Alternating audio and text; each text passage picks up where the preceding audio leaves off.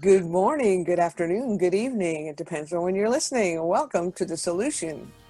Nothing changes if we change nothing. Hey, Shavar. Good to hear you. Good to see you. Well, we aren't together. Eventually, that will be a thing in the distant future, or hopefully soon, but we have to get through it. We're getting through it. But let's talk prevention. Prevention is my life. It really is because I see prevention in everything. I really do. I just, the way we shape our lives, prevention plays in so many different ways. Absolutely. I'm trying to prevent myself from eating more food because I'm gaining more weight and my clothes are getting smaller or I'm just Uh-oh. getting bigger. Either that or time for a new wardrobe. Yeah, that too. I'm like, yeah, I know it's not that type of prevention, but hey, that's what's happening in quarantine. We are going through a lot. We're expanding on things we probably wouldn't have done because like I loved having a diet and eating healthy, but there's everything's around, and that goes to people who might have substance addictions, where it's like you're doing your best. I don't like to use the word try. You're doing your best to stay on the right path, but you're stuck in a situation where there's no movement, and all you have around you is these substances. These are substances you probably tried to kick, whether it's alcohol, drugs, or anything. You Mhm. tried to kick this in a time of now where you're home, where that one bottle when you were clean, you just spring cleaning, you find that one bottle you stashed many, many years ago in Right. possible relapse, because of the stress, depressed, the anxiety, all those things. So, and we're here for you guys, whoever's listening. And a lot of times too, we've never been, this is all new ground for us. So Absolutely. we don't even know what prevention in a pandemic looks like. We're Absolutely. making it up as we go along, but we're basing it on what we know works otherwise. But, people are stuck at home in situations. I know that when I worked in the schools, a lot of times my students would make such progress, in their substance misuse prevention strategies on their own at home and during the year because they had support. But once they went home for the summer, they were back in the environment that got them there to begin with.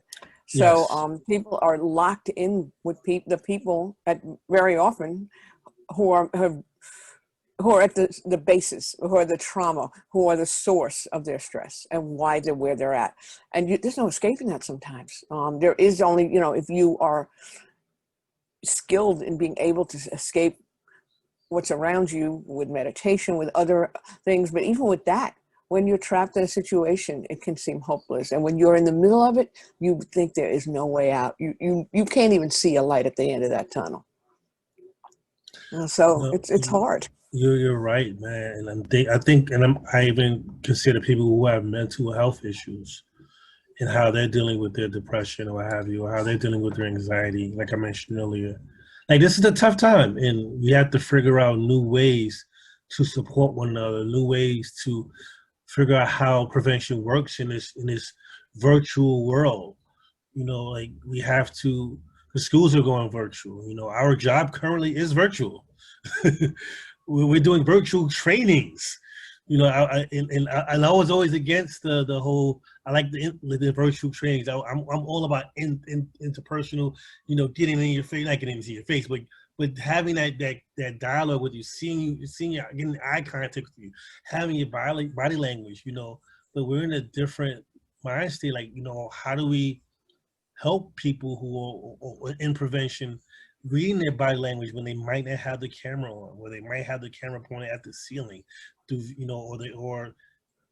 or they just might not want to join a virtual world, or they aren't ready. Yeah, it's we haven't thought this through, and everybody's been struggling. I mean, I'm really excited about the creativity we've seen come out of all of this, but like I think about myself and I think, what would I be doing if I was in early recovery or not yet into recovery at this time? I don't think I could have done it. I really don't. I've got a lot of years under my belt. I hope to celebrate 23 years October 11th. But what would I have done 22 and a half years ago or 24 years ago? I know what I would have done 24 years ago. I would have been using this virtual world to, hang out and party with other people. That would be, or to isolate. And it's so easy to isolate, especially when you don't have to show up somewhere. You know, I've heard that some of these virtual worlds are having cocktail parties or happy hour, or and I mean, I guess it's a way to socialize, but we have to definitely figure out, what that looks like. When you were talking, I had to think about myself when I was a teen, and I mentioned my driving choice was graffiti. Right. That was my thing. Like, what would that look like for me? And I didn't grow up with my dad, and me having my son. I'm making sure that I'm here for him and giving him opportunities to stay busy. I would, to and then talking to him, like, what is it you want to do? I can suggest all these things, but at the end of it, you have to be the one that wants to enjoy it. You have to be the one who is going to make the decision, whether it's a difficult decision or a straight and narrow decision. So it's basically up to my son, but I'm here to do my best to be a guiding light for him, because he needs me. We talked about this in another episode, where you need someone there for you. You might not know it at the moment, but you need someone there for you to help you with those decisions in life, whether you like it or not. Right. Like sometimes, and my son is 14, so he doesn't like anything I say. So well, that age, yeah, that's normal. Nothing I say, nothing I say. You expect that. Oh, you definitely expect that at that age. So is this a thing now? This is like a recurrent thing. Whenever I'm talking, someone interrupts me and wants to join in. Yeah, I think so. Well, we have a guest, and I'm really excited. Like, you're really surprised we have a guest, folks, right? But sometimes we don't, but we're not going to tell you when, and I'm going to invite her in right now. So she should be joining us. We should have like a door opening sound when guests come in. That would be fun. Yeah, we Like could definitely look into that. Yes. Stephanie, hey. Hello, Stephanie. Hello, Stephanie. Hello, Stephanie. Nice to meet you. Stephanie Sesame? Is that the thing? Yeah, I love that. So Sesame is my nickname. It's the name that I go by in the rooms, and that people have known me by for years. Stephanie is sort of my official name. So what do we call you here? Stephanie. You can call me Stephanie here, because a lot of folks know me as Stephanie. Okay. So, yeah. We're so glad you could join us today. We were just. Oh, go ahead. I'm sorry. No, I said, what an honor and a privilege it is to be here. And by the way, I love that painting in back of you. That's a great painting. This was done by a person in recovery. I've been collecting his work for years. So I have several paintings of his, but he's an amazing painter. And this hung in my office when I was at 4 New York. Oh, okay. Yeah. Well, why don't we let you introduce yourself and tell our viewers and our listeners who you are and what you do. Oh, great. Well, my name is Stephanie Campbell. I am a person in sustained recovery. Actually, yesterday I celebrated 20 years back. I had a little research and development that I did back in 1999, but I came back to recovery in 2000, September 16th of 2000. So yesterday I was with my friends in recovery, and we celebrated, and it was just a really amazing, just an amazing day. But what I do, so that's who I am. So who I am is more important than what I do, because without recovery, of course, none of what I do would be possible. I wouldn't be able to show up to life, right?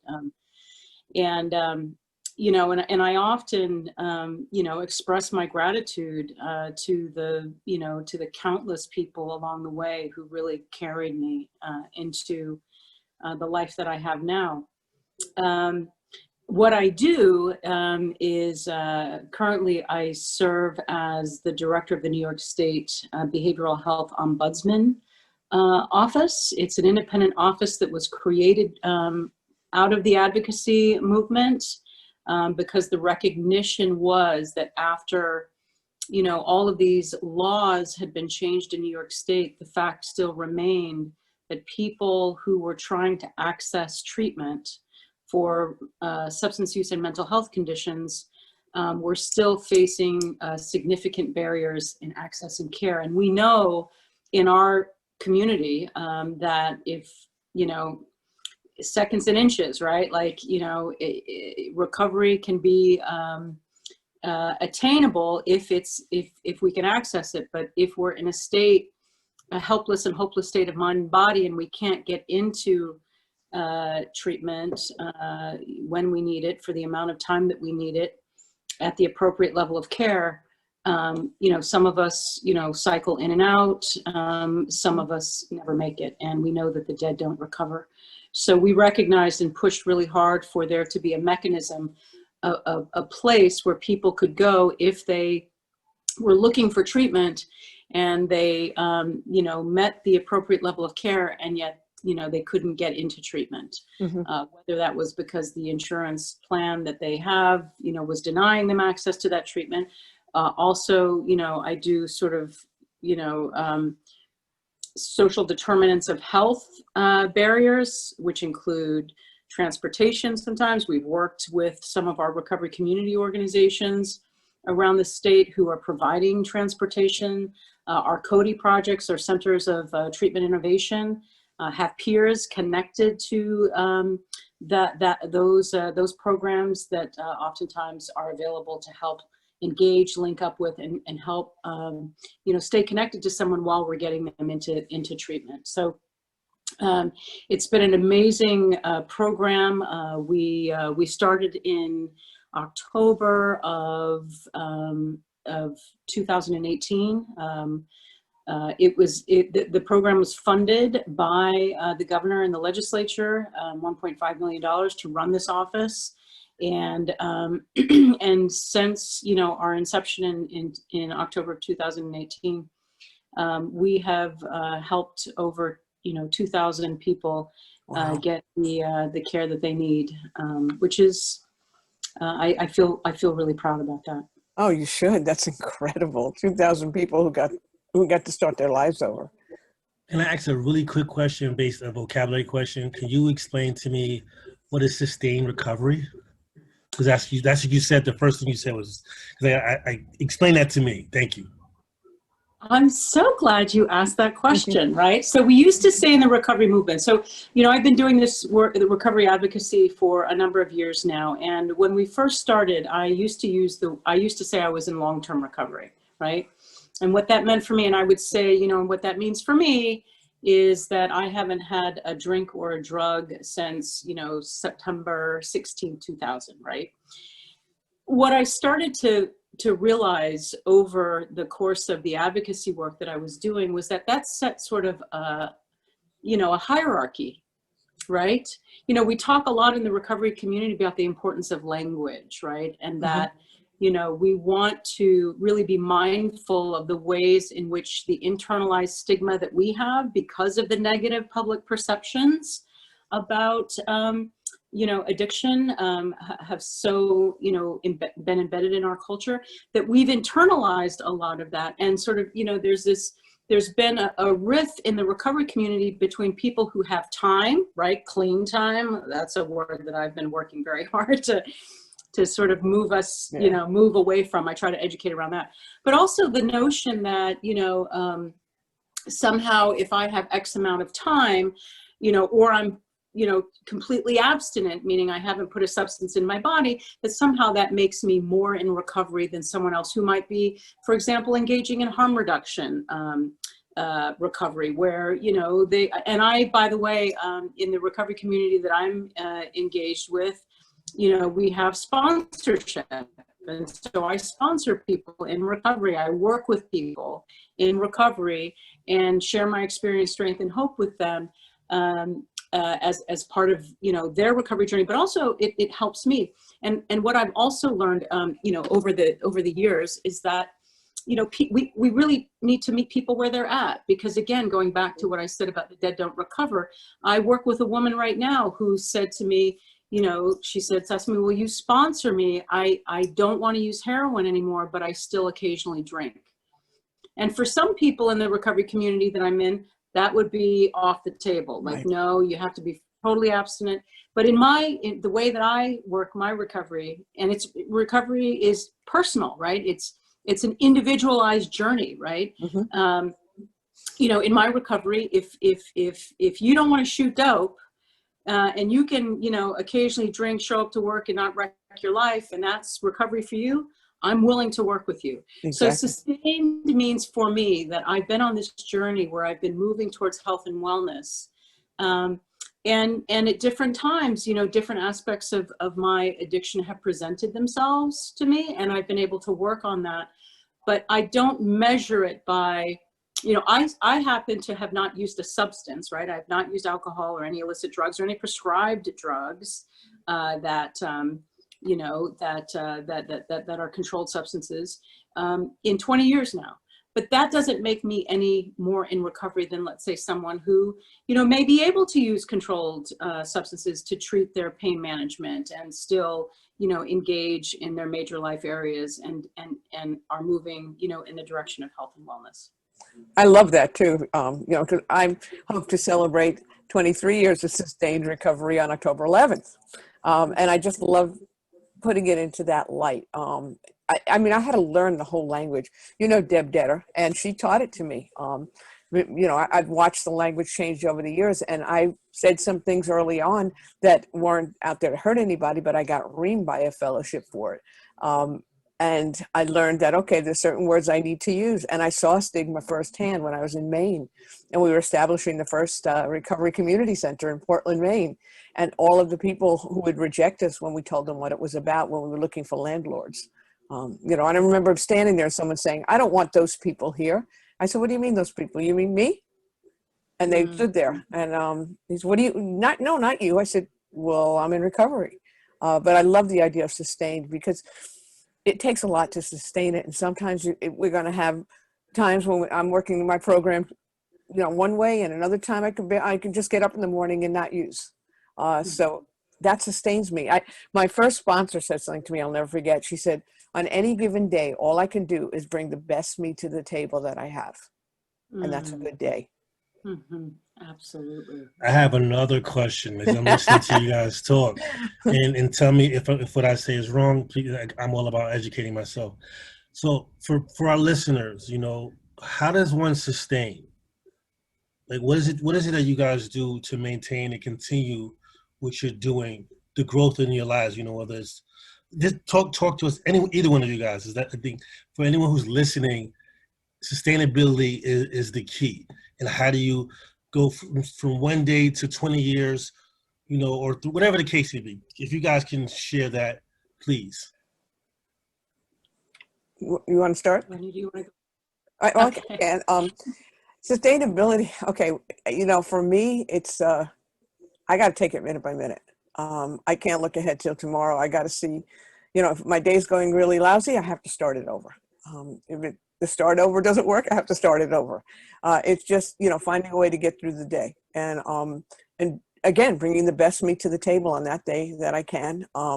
Looking back over my day and seeing, you know, what was my day like? What were some of the highlights? What are some of the areas I need to work on, and trying to identify those, speaking with other people in recovery and implementing them. It's never thinking that I've recovered. It's not something I can just say I'm recovered from. It's a lifelong process. And for me, I have to remember that every single day. It's easy to get cocky and think, I got this. Yeah, I got this. But when I go there, or when I get cocky, I get knocked on my butt so fast. And I'm so grateful to be tasting that, because humility for me, I got to stay humble. When I'm humble, then I can get through anything. So for me, that's basically it. I have to do it on a minute by minute, day by day basis. How about you? I love that. I love that, Ronni. And, you know,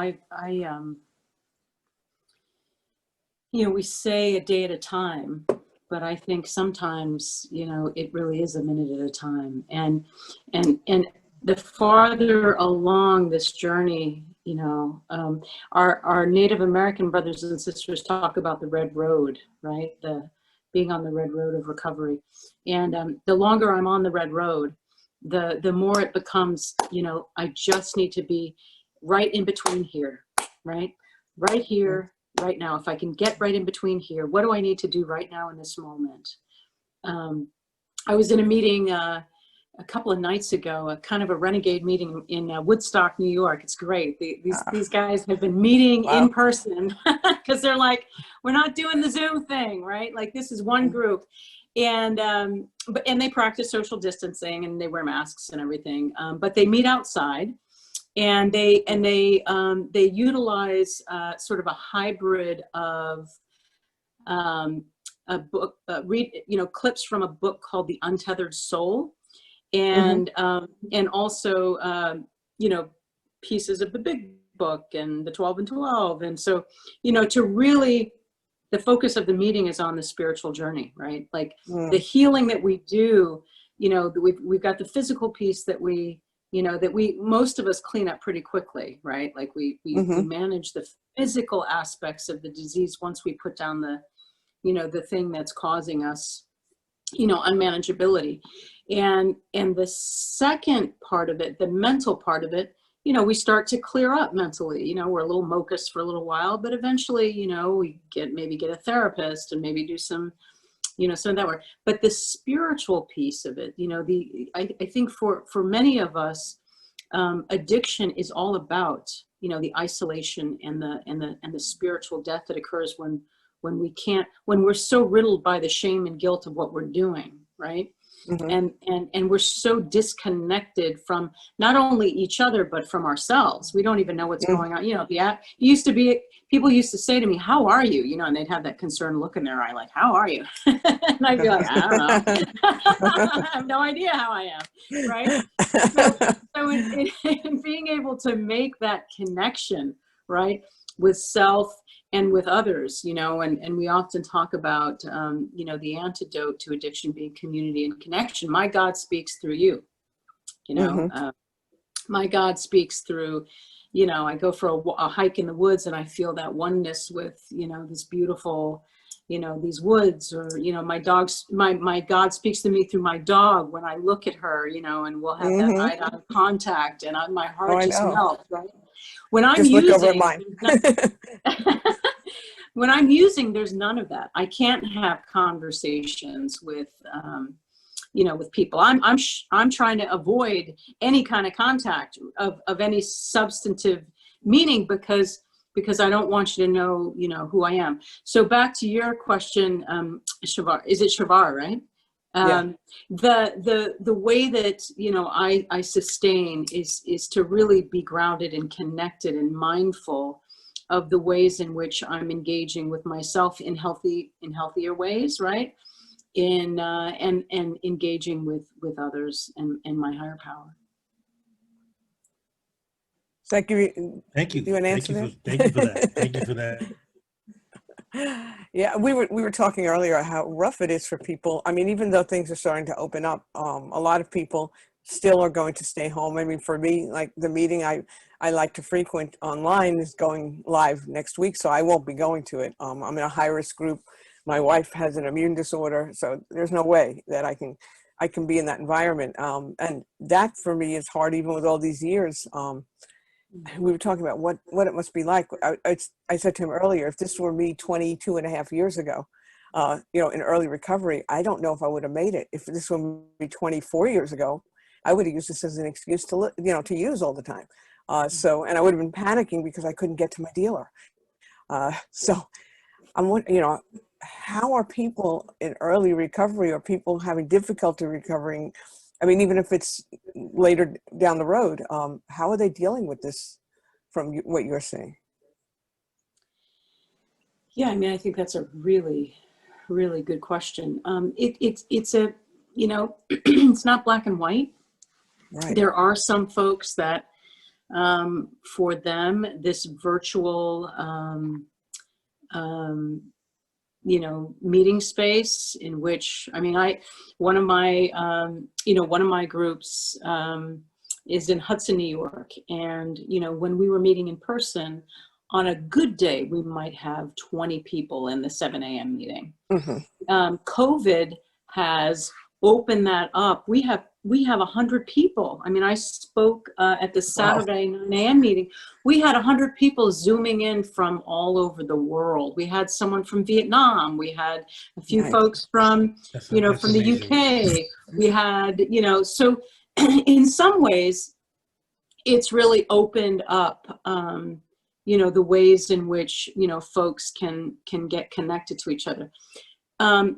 For others, it's been incredibly isolating. And the other category includes, people that aren't comfortable with the virtual world.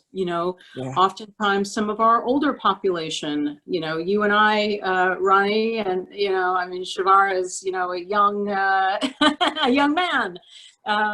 But, we're in the over 50 crowd. And so sometimes in the over 50 crowd, there is a less than comfort level with certain forms of technology. Having said that, there are also people in rural parts of the state that I'm talking about New York State, right? Yeah. Who, if they have access to to the internet, are able to get treatment and able to get, connect with recovery communities virtually, which is much better than what they used to have to do, which is to drive many, many miles across this rural, countryside to connect with someone. On the flip side of that, there's people in rural communities that don't have access to internet, that don't have, access to technology, and they're stranded and isolated. And I know that for me, the reason why, this meeting down in Woodstock was so important to me is I do need the face-to-face, the eyeball-to-eyeball, because there's an energy that we feel, right, from each other. I know that, everybody in this space has probably been in a recovery community where people are like, like we talk a mile a minute and we're like popping off of each other like ping pong balls off of a, I know what you mean. fast pace, right? Like you can't get a word in edgewise, right? Everybody's like, but that energy is like part of, for me, what was so comforting when I came into recovery, because if I would have been sort of in I wouldn't have stayed. I would have been bored, right? Yeah. So it's a mixed bag, is the long sort of winded, I think, answer, Chevar, to your question. In some ways it's been wonderful in that it's opened up, and certainly in terms of, folks who, are in the treatment world, right, who need access to treatment, folks now can get medication, through their doctor online. There's home delivery systems now available. For folks that didn't want to come into a clinical setting, they've been able to engage more with telehealth. On the flip side of that, there's been some unintended consequences of that virtual, accessibility. So we learn, I think, that, and in terms of the policy, and I teach policy, and I live policy, and I practice policy, it's never black and white. There's never, there's a lot of gray. There's a lot of gray. But people are so, and like you said, everybody's recovery journey is different. You could have 25 people sitting in a room in person or, virtually, and everybody's journey is different. That was always an issue that I had in the fellowship that I'm in. Medication-assisted treatment was not accepted as being clean, and I'm using applying quotation marks. And I always would sponsor the people who, were on methadone maintenance or buprenorphine, because they were in recovery to me. And they were living without the use of the drugs that disrupted their lives, and they were functioning within society in a positive way. Why would you turn your back on them? And also the whole harm reduction approach. I think it's important if we're really going to believe, and I don't want to delve into them because I don't want to identify where I go, but we're going to believe in the principles that we're supposed to live by. Shouldn't we be accepting everybody and honoring their recovery? And that's just where I'm at. But I figured I'd throw that in there. So where does Yeah, and I think no, go for it. Go for it. Or I didn't mean to interrupt you. I want to say that you know, in the early recovery movement, right? So when we go back to, you know, the 1930s, right, when you know, when the 12-step community was really you know, forming, you know, the therapeutic value of, you know, one drunk, one addict helping another, right, without judgment. And in fact, you know, this is also sort of after the reverberations of Prohibition, and there was a real split between, like, you know, the more hardliners that were, you know, no alcohol, and the folks that were, you know, and Bill Wilson, who said, you know, we're not teetotalers. We're not here. If you can drink and show up to work and not pee on yourself, good for you. You know what I mean? Like, I tried that, and that was part of my, you know, my diversion, right? Because I was a drug addict. Thank you very much. I wasn't one of those sloppy alcoholics until I was. Yes, you know, I know. until, you know, I got a life together because I stopped shooting dope and I came into recovery and I went to college and then I went to an Ivy League, you know, graduate school, and boy, had I arrived, and I was the post child. And then I thought, well, why can't I drink fine wine? I mean, you know, like hold my pinky out, you know, and I didn't drink fine wine when I was, you know, living on the streets of New York City, you know, dumpster diving, right? Like, that wasn't my gig. And so, but what I got to do was I got to, like, you know, I got to experience that. And I realized, you know, even on a deeper level, that what this recovery thing is about, the story is the story. We've all got our story. It doesn't matter. What matters is, you know, the impact that what it is that I'm doing is having on my life, right? What's the quality of my life, you know, Right. given what it is that I'm using? We all are recovering from something. You know, I chose to use drug and alcohol to manage my, you know, my pain, my underlying pain. Other people use sex, other people use gambling, other people use, you know, work, right? That's another one that I've been working on. Like, oh, you know, 20-hour work day is not a good idea. No. But the piece, I think, for us is to recognize that harm reduction process is so part of so many of our journeys. I said at the meeting last night, I'm not a one and doneer. Like, for me, it was a process because I didn't have the internal infrastructure. I didn't have, you know, I didn't have access to housing when I first came in. I didn't have access to a job. I had no education. I was a feral animal when I came into recovery, right? So it took me time to build that internal infrastructure so that I could let go and begin, you know, to build a life towards health and wellness. And that, I think, is what recovery really is about. That says it all right there. I mean, it's just such a beautiful thing. And I just encourage anybody who's interested to, you know, just contact one of us, or just, you know, we're there. And it doesn't mean you have to be 100% abstinent and work a program from the start or ever. You know, it's just, you're going to find what works for you. And I think that's the key for everybody. Now, I could tell that Chevar was about to ask another question there. Right? No, you guys kind of answered it, but maybe there's a little bit more clarity on like, what does the future of recovery and harm reduction look like to you guys? What would you like to see? I'm thinking. I was like, did I stump them? I think for me, I want to say that go ahead. I think that, you know, this is great. We're acting like people in recovery. Go ahead, Stephanie. Why don't you lead us out on this one?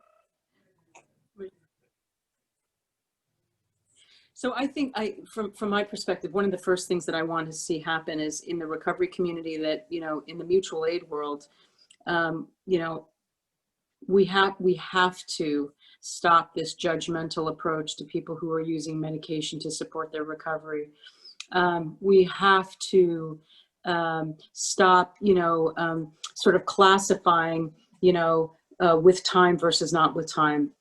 You know, if you're here in this space, and if you're, you know, if you're interested in you know, a better way, you know, we're happy to have you here. We're happy to be a part of our community.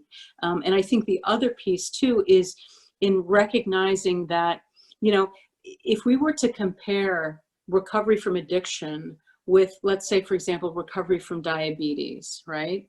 We wouldn't say to the person who is on, you know, sort of has in their mind, you know, all right, I'm going to take insulin to support my recovery. You know, this week I'm not going to have, you know, I'm not going to completely cut out sugar, but, you know, I might not have, you know, a jelly donut every day. Like maybe I'll just, you know, maybe I'll take a little sugar in my coffee in the morning, right? To sort of recognize that there's a full continuum of recovery and there's multiple pathways to recovery. And just because it worked for me doesn't necessarily mean that that's your recovery plan. Exactly. What other illness do we insist, you know, you've got cancer, right? I remember when my girlfriend had, you know, stage 4 cancer. If she would have taken the same treatment plan that somebody else, you know, with stage 4, you know, I don't know, leukemia had, for her, you know, for her lymphoma, she'd be dead, right? Mm-hmm. So it really, we have to recognize and value that it really does need to be person-centered. What works for you and how can I support you on that journey to recovery really needs to be, and harm reduction is included in that. And we can't say to people, well, because you're still using this but not using that, that you're not really in recovery. You don't belong to the club. Yeah, right. The recovery club. You know, that's got to be, you know, cease and desist. Oh, I totally agree with that. I mean, the judgment has been, it's been such a turnoff for a lot of people, and it's created a wall that a lot of people just can't get past. And I agree, you know, the whole judgment thing. And the other piece, we were talking about prevention in another episode about that we always put a Band-Aid on stuff. You know, we looked at like, oh, well, let's, you know, we're going to work on this drug or we're going to work on preventing this drug, but we never go for the source.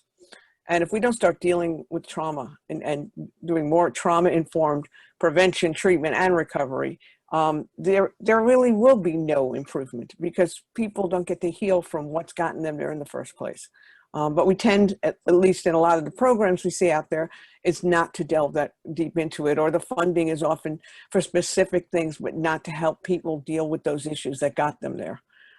So, I mean, I look at it, it needs to be so much more holistic. And with the whole prevention thing too, with coalitions, we're asking people to do all these environmental strategies a lot of times, yet they can't put food on the table. Or they're, you know, or they're dealing with trauma, or they can't have, they can't pay their rent. Let's help them get all of those things in place. And I think the same goes for recovery. You know, once we can help people work on some of the things that got them where they are, they have a much better chance of succeeding. And we tend to not do that. I know that the treatment world looks at trauma a lot more now, and recovery has started to, but prevention is just starting out, and we need to do a lot more work there. So, yeah, I think too, building on what you just said, Ronnie, the, you know, prevention and recovery, it's a full continuum. Like treatment, yes, right, is the acute phase of the illness. We put so much focus on treatment, so many resources, you know, infused in treatment, right? And when you think about now what the payers are willing to pay for treatment, you know, it's a small slice of a person's journey, you know, to treat their illness, right? So the prevention piece and the recovery piece are often sort of viewed as the ugly stepchildren to SUD, you know, to the SUD right. sort of, you know, resourcing, funding, all of that. And to your point, the social determinants, you know, of health have to be factored into, you know, how this illness is. It's preventable. We know it's a chronic condition. It's preventable, it's treatable, and people recover. So how do we tie in the prevention piece? Because, you know, I was one of those people, I had a number of years in recovery, and then I had a reoccurrence. And that reoccurrence was preventable. However, I didn't know how to prevent it because I was going to meetings in which I was told, just don't drink, go to meetings, just don't drink, go to meetings, just don't. And that didn't help me. Get a higher power and pray. Okay. Okay, great. How's that going to help what's coming up for me, which was trauma for me that I had suppressed for many, many years. And I had a checklist of things that I needed to do to accomplish, which meant I was in recovery. Okay, you know, finished college, went to graduate school, got married, had a house. And then at 7 years, all of a sudden I'm having, you know, I'm feeling some kind of way, and there's nothing to prevent me from picking up that, you know, I was self-medicating to treat that pain, right, that had resurfaced. So we have to be able to build in, you know, prevention is not just about surveys and, you know, busy work, right? It's about, you know, what's needed in this community. And it also has to be really community focused, right? Because in certain communities, right, when there's food scarcity, when there's, you know, transportation issues, you can't even begin to access the pieces that are needed to build and sustain recovery because people are living in conditions which, you know, which don't sustain that. So how do we have that conversation, you know, and how do we advocate effectively for the resources, you know, to address these issues?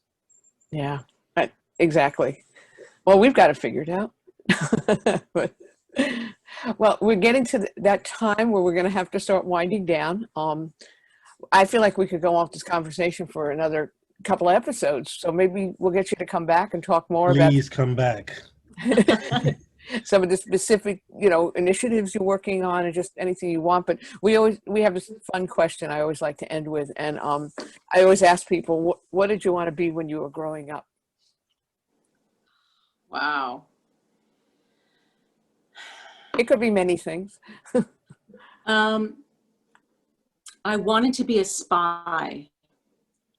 I went through that. That's pretty cool. I used to love, like, you know, like CIA. I wanted to be part of the CIA.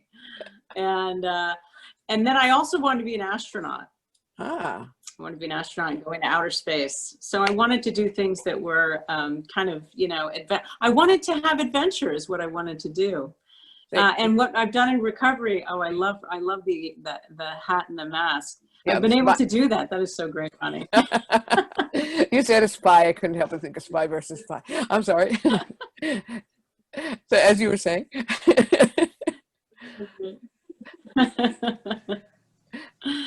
How about you? What did you want? What did you want to do? You want to be an astronaut? No, I wanted to be a vet, actually. I wanted to be a veterinarian. And then I was really bad in science. I always wanted to be a famous musician. I've had my 15 minutes of that, but I've never given up on that dream because I've been playing guitar since I'm 7, and I'm 68, so playing a long time. You know, and that was my dream, to be famous. So I get my 15 minutes. I guess this kind of feeds into that delusion for me as well. And then I wanted to be a social worker. So I've changed it a lot of times till I finally got where I'm at. But my path in life. What about you, Chevar? NASCAR driver and firefighter. But then you kind of reminded me when I was a teenage boy, I wanted to be a spy also. Because of James Bond, he got the girls and he had the cool gadgets. Teenage boy thing, you know, like, like I did want to be a spy also. You're absolutely right. I'm like, wait a minute. In the kung fu and the martial arts, I thought it was cool. I know we've been rewatching Alias, and I'm like, I could have gotten into that at that time of my life. But anyway, we won't go there. But thank you so much for joining us today. We really appreciate having you. It's always great to see you. And it's such an honor and a privilege, Chevar. Thank you so much, and thank you, Ronni, for doing this and for being a voice in our community. Thank you. Okay, we'll see you next time. Being here. And like Ronni just said, we will see you again. Okay. Awesome. Right. Awesome. It's a date. We'll be in touch. Have a great day. Wonderful. Bye-bye. Bye. That was great. That was cool. I mean, I learned some things. I actually took a few notes. I wrote some things down, I saw that. and I like the sustained recovery. Like I've never heard that until I was like, wait a minute, I need to know what that is. Like language is important, especially when you're around people, you want to support what everyone needs. And Hmm. that was something that I learned. So I learned quite a few things, but that one stuck in my head the most. Like sustained recovery. Wow. That was really cool for me too. And I have to ponder that for a while and think how I can apply it to myself, because I've always said long term, and well, not always since I learned that term. But wow, sustained recovery. That's kind of cool. But that was so great to have Stephanie here. I learned a lot today as well, and hopefully our viewers did. And please, get in touch with us if you'd like to get in touch with her and learn more about what she does or need the services she talked about. But it looks like we're at the end of another episode. You want to take us out? It was fun, man. Please subscribe. There's a button in the lower left right-hand corner. Yes, that's where it is. Oh, wait, I'm there. Hit subscribe, Yeah. on YouTube. Listen to us on various streaming platforms. And this is the solution. Nothing changes if we change nothing. Take care. Good to see you. Have a great one.